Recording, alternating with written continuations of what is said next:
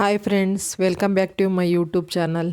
ಇವತ್ತು 5 ಬಗೆಯ ಸೊಪ್ಪನ್ನು ಸೇರಿಸ್ಕೊಂಡು ಮಸ್ಸಪ್ ಮಾಡ್ತಾಯಿದ್ದೀನಿ. ಯಾವ್ಯಾವ ಸೊಪ್ಪು ಅಂತ ನೋಡಿ. ಪಾಲಕು, ಚಕ್ಕೊತ್ತ ಸೊಪ್ಪು, ಗೋಣಿ ಸೊಪ್ಪು, ಸಬ್ಬಕ್ಷಿ ಸೊಪ್ಪು ಮತ್ತು ದೊಂಟಿನ ಸೊಪ್ಪು. ಇವು 5 ಸೇರಿಸ್ಕೊಂಡು ಮಾಡ್ಕೊತಾ ಇದ್ದೀನಿ. ಏನೇನು ಇಂಗ್ರೀಡಿಯೆಂಟ್ಸ್ ಬೇಕು ಅಂತ ನೋಡೋಣ ಬನ್ನಿರಿ. ಟೊಮೊಟೊ 2 ಕಟ್ ಮಾಡಿ ಇಟ್ಕೊಂಡಿದ್ದೀನಿ, ಎಲ್ಲ ತೊಳ್ಕೊಂಡು ಕಟ್ ಮಾಡಿದ್ದೀನಿ. ಒಂದು ಈರುಳ್ಳಿ, ಒಂದು ಬೆಳ್ಳುಳ್ಳಿ,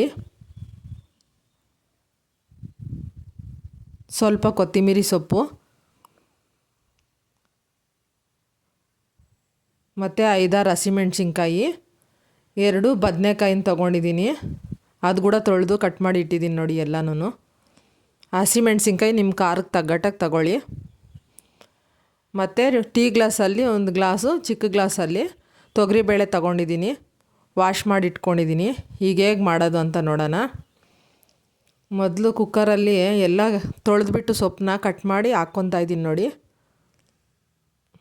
ಮತ್ತು ತೊಗರಿಬೇಳೆನ ಸೇರಿಸ್ತಾಯಿದ್ದೀನಿ. ತುಂಬ ರುಚಿಯಾಗಿರುತ್ತೆ ಈ ಸಾರು. ಒಂದೇ ಸೊಪ್ಪು ಹಾಕೋ ಬದಲು ಈ ಥರ ಎಲ್ಲ 5 ವಿಧವಾಗಿರೋದು, 2 ವಿಧವಾಗಿರೋದು ಸಿಕ್ಕಿದ್ರೆ ಹಾಕಿ ಮಾಡಿ, ತುಂಬ ಚೆನ್ನಾಗಿರುತ್ತೆ, ಟೇಸ್ಟಿ ಮತ್ತು ಹೆಲ್ತಿ. ನೋಡಿ ಯಾವ್ಯಾವ ಕಟ್ ಮಾಡಿದ್ನೋ ಎಲ್ಲವನ್ನು ಸೇರಿಸ್ಕೊತಾ ಇದ್ದೀನಿ.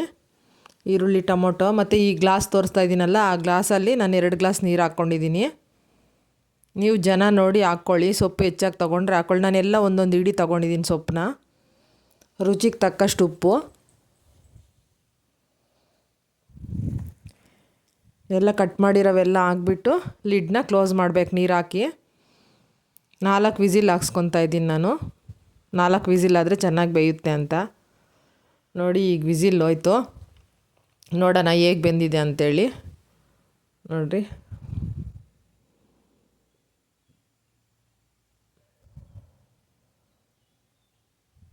ಈ ಥರ ಮಾಡಿದ್ರೆ ಡೈಲಿ ತಿಂದರೂ ಬೇಜಾರಾಗಲ್ಲ.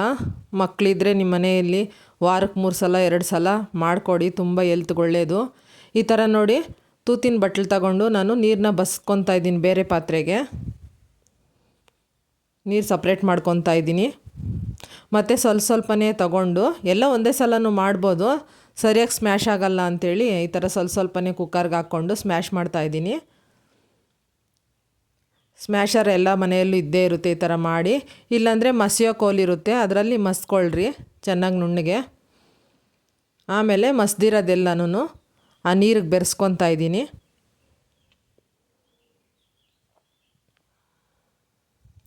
ತುಂಬ ಈಸಿ ಇದೆ, ಹೊಸ್ದಾಗ ಅಡುಗೆ ಕಲಿಯೋರು ಸಮೇತ ಮಾಡ್ಬೋದು.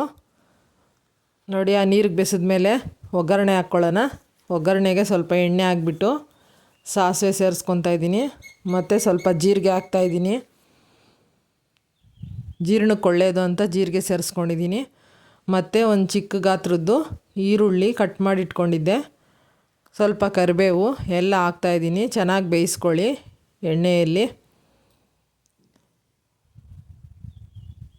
ಸ್ವಲ್ಪ ಬೆಂದ ಮೇಲೆ ಕೊತ್ತಂಬರಿನ ಸೇರಿಸ್ಕೊತಾ ಇದ್ದೀನಿ, ಕಟ್ ಮಾಡಿ ಇಟ್ಕೊಂಡಿರೋ ಅಂಥ ಕೊತ್ತಂಬರಿ. ಚೆನ್ನಾಗಿ ಎಣ್ಣೆಯಲ್ಲಿ ಫ್ರೈ ಮಾಡಿ. ಈಗ ನೋಡಿ ಫ್ರೈ ಆಗಿದೆ ಈರುಳ್ಳಿ. ಸಾಂಬಾರು ಸೇರಿಸ್ಕೊಳ್ಳೋಣ.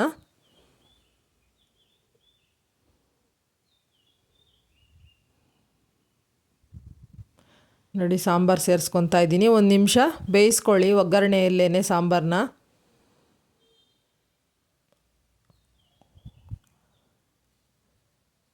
ಅದು ಬೆಂದಮೇಲೆ ಎಲ್ಲ ಸಾರಿಗೂ ಮಿಕ್ಸ್ ಮಾಡ್ಕೊತಾ ಇದ್ದೀನಿ ಒಗ್ಗರಣೆನ. ಆಮೇಲೆ ಇನ್ನೊಂದು 2 ನಿಮಿಷ ಸಾರನ್ನ ಕುದಿಸ್ಕೊಳ್ಳೋಣ, ಎಲ್ಲ ಮಿಕ್ಸ್ ಆಗಲಿ ಅಂತ ಸ್ಟವ್ ಮೇಲೆ ಇಟ್ಟಿದ್ದೀನಿ. ನೋಡಿರಿ, ಮಸ್ಸಪ್ಪು ರೆಡಿ ಆಯಿತು. ಯಾವ ಥರ ಬಂದಿದೆ ಅಂತ ನೋಡಿ, ತುಂಬ ರುಚಿಯಾಗಿರುತ್ತೆ. ನೀವೊಂದು ಸಲ ಮಾಡ್ಕೊಳ್ಳಿ, ಹೇಗೆ ಬಂತು ಅಂತ ಹೇಳಿ. ಎಲ್ಲರಿಗೂ ಇಷ್ಟ ಆಗುತ್ತೆ ಈ ರೆಸಿಪಿ, ಬೇಗನೂ ಆಗುತ್ತೆ ಈ ಸಾಂಬಾರು. ನಮ್ಮ ಚಾನಲ್ನ ಇನ್ನೂ ಯಾರು ಸಬ್ಸ್ಕ್ರೈಬ್ ಮಾಡದೆ ನೋಡ್ತಾ ಇದ್ದೀರಾ, ಪ್ಲೀಸ್ ಸಬ್ಸ್ಕ್ರೈಬ್ ಮಾಡಿ, ಸಪೋರ್ಟ್ ಮಾಡಿ ಫ್ರೆಂಡ್ಸ್. ನಮ್ಮ ರೆಸಿಪಿಗಳು ತುಂಬ ಈಸಿಯಾಗಿರುತ್ತೆ ಮತ್ತು ಹೆಲ್ತಿಯಾಗಿರುತ್ತೆ.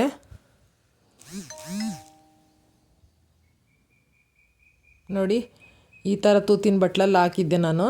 ನೋಡಿ ಸಾಂಬಾರು ಈಗ ರೆಡಿ ಆಯಿತು.